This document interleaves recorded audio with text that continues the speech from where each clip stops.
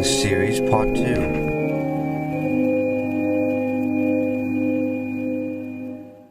But here's some folks I've discovered that anybody can, tap in on the book or YouTube, and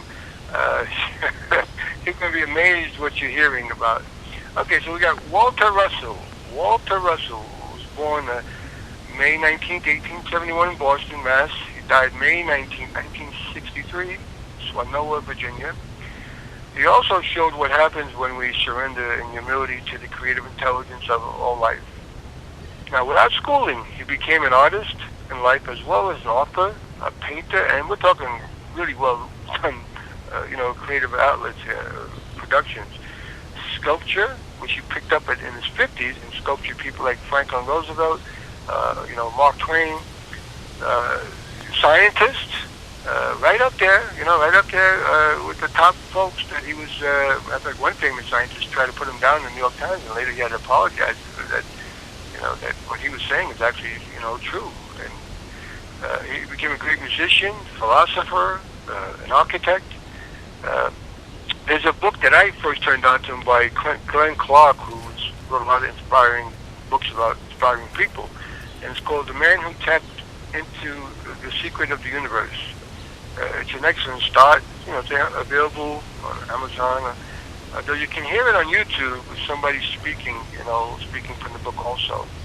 And then he's got 3 talks what he had to say about meditation. Now there's a robotic voice speaking, but the words are really pertinent. So if you could overlook the robotic voice speaking words from his writings, there's 3 parts on the meditation, what it does, how important it is. Also on YouTube, there's a secret of working knowingly with God. And then there's another one, Walter Russell's Illumination, which is excellent in describing what happens when he's in communion with God, taken up into a higher consciousness. There's another talk, which is pertinent today, he gave to high-ranking military men on Armed Forces Day. And it's called The Dawn of a New Day in Human Relations. It's honest and direct, and it's responsible on the causes and cures for war, and how nations should be aware of what we sow. It's a talk that I wish some of the generals will listen to today. Really, uphold the Constitution against enemies, not just foreign, but domestic, as it says. Now, Russell, who was a man of genius, who also had a helpmate in his choice of a very spiritual woman, Leah Russell. She's also became a writer, and you can see her, a bio of her on YouTube, both of them on their lives, and you see their home with the works of art, and an intro by Eddie Albert, the actor from Green Acres, also in connection with invocation too, with somebody he went to that Casey was sending people to this Harold J. Riley, which Eddie Albert went to. And as happens in the political and spiritual spectrum, there are like Watergate type erasures to keep us from the flowing stream of eternal truths, which tapped into and acted upon will set us free from ignorance and its attendant pains on all levels of our being. That's Walter Russell, and started up off with humble existence, poor, and how he tapped in early on. Even once a year in his birthday, he would go up to seclusion in the woods and have a very illuminating experiences with God, or the intelligence behind everything. So another one, you got Katherine Coleman, May 9th, 1907, born to February 20th, 1976. YouTube, you'll see, you put in her name. She starts off with like a 4-minute talk on the Holy Spirit, which if you press that talk, you see a lot of other talks come up from her. And the obvious enthusiasm and joy and the care for others, it's easily seen in her face, and it's heard in her vocal tones. Here's another example of God using someone uneducated and simple in her small town out west, who said maybe it was easy for her as she had no talent and no obvious beauty or education, so that She had nothing, and yet she offered that nothingness to God. And watch how what she admitted in secret is taken to be seen and heard in such miraculous ways to the multitudes, as you will inspiringly see in her talks, the healing services, to at least 20,000 in the auditorium she will use. There's much humor mixed in with the tears at these services. Unfortunately, there's more and more commercials coming on when she's talking, so it interrupts it a bit, so you have to pause it, just continue it. But she's a great example of the power of God's promises proven real. I love that she would insist. This is what separated her apart from many, you see about healing services claiming to be channels for healing. She would insist that those who were healed go to the doctors and get a checkup after the healing. And it had the effect, as I saw in one service, of the doctors not only sending patients when they were at their wits' end of their ability to help the patients, they sent patients to her, as well as seeing them, many of them from prestigious healing centers, healing hospitals. They were in attendance at her services. And the joy expressed in her face, it's really beautiful to see. It's unlike services certainly I grew up with. And again, the power of the Holy Spirit to, work through somebody with no education again. It's like George Washington Carver said, again, in the future, there's going to be a spiritual renaissance led by simple folk, And these are examples of that insight of his, coming true more and more. So, Katherine Coleman, when I first read her book, I believe in miracles, you hear like 20 stories of people who have major diseases, how they were cured. I even remember one guy had a drug problem with heroin that his pusher advised him to go to her. And he went into the service, and she had that insight that she would just point to somebody and say, "You need Christ." And he's looking around like, who's she talking to? And then he felt this spirit on him, and he actually ran out of the church, went home, took a double dose of heroin. And after that, he was drug-free without going through the, pain. And then at the end of the story, he's calling for the pusher to get in touch with him. So there's a lot of humor in the stories, but they're powerful. I mean, just very few books put a tear in my eye, but her books can do that. So that's Katherine Coleman.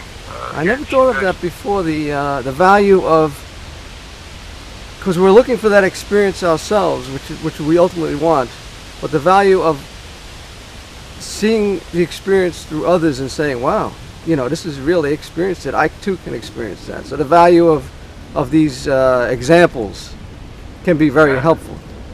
Absolutely, and again, the insistence that they would go back to the doctor to get a checkup, and which led many doctors to wonder what's going on. And some of them who had the humility to admit that they're at their wits' end, and yet the doctors don't seem to want to know, like, what's going on here. It's the same thing happened with Katherine Coleman, with the purity of just the spirit. There were some doctors, there's always those who are humble, and they came out there, and you'll see them. They, from Johns Hopkins or what was that one out west, the name's escaping me right now, but incredible, beautiful, inspiring, and you'll see she had a TV show once also, I believe in miracles, and just inspiring. You're going to feel a lot different than watching, one of these things on TV or what you hear repeatedly, the same negative stuff. So, another one, all right, that's Katherine Coleman. That's another spiritual giant, okay. George Washington Carver, born January 1861 or 64. They're not sure of his birth because, he was born into, his mom was enslaved. Died January 5th, 1943. He also meditated on God at 4 in the morning. He used to glorify God in many ways, from discovering 300 uses for the peanut, as they talk about, worked with the peanut, but especially what they don't tell you is he worked with kids who were paralyzed every weekend, and they were healed. To teaching the farmers how to rotate their crops to keep the soil healthy. And this was during the Depression, and he turned down hundreds of thousands of dollars from Thomas Edison to work with those farmers instead. And like Ralph Nader, he had one suit of clothes, and when asked to speak for a mere 10 minutes to many prejudiced against his color, They were so moved, they let him speak for hours. And speaking of moved, the author of these inspiring books, Glenn Clark, wrote, when Carver prayed for him, his hair actually went up on his body. Glenn Clark wrote also a book, as he did with Walter Russell on him. He wrote a book called The Man Who Spoke with Flowers about George Washington Carver. So Carver was a good friend of Gandhi's. He made food for him. Carver also prayed. He had an effect on Glenn Clark with his hair going up. And again, with the oil of the peanut, like Casey said, which could prevent arthritis, Carver used it also on these children. But I also believe he had such communion with the Holy Spirit that he also had used a channel for the healing on another level. That's George Washington Carver. Yeah, another spiritual giant that doesn't get talked about much.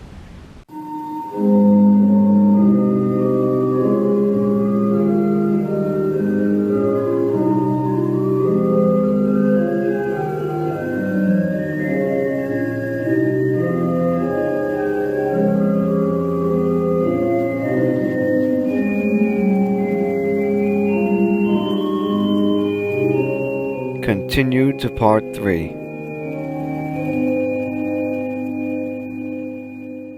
So we got Walter Russell. Walter Russell was born May 19th, 1871 in Boston, Mass. He died May 19th, 1963, Swanoa, Virginia. He also showed what happens when we surrender in humility to the creative intelligence of all life. Another one. You got Katherine Coleman, May 9th, 1907 born to February 20th, 1976. It's unlike services certainly I grew up with. And again, the power of the Holy Spirit to, work through somebody with no education again. It's just inspiring. You're going to feel a lot different than watching, one of these things on TV or what you hear repeatedly, the same negative stuff. So, another one, all right, that's Katherine Coleman. That's another spiritual giant, okay. George Washington Carver, born January 1861 or 64. They're not sure of his birth because, he was born to, his mom was enslaved. Died January 5th, 1943. He also meditated on God at 4 in the morning. But I also believe he had such communion with the Holy Spirit that he also had used a channel for the healing on another level. That's George Washington Carver. Yeah, another spiritual giant that doesn't get talked about much.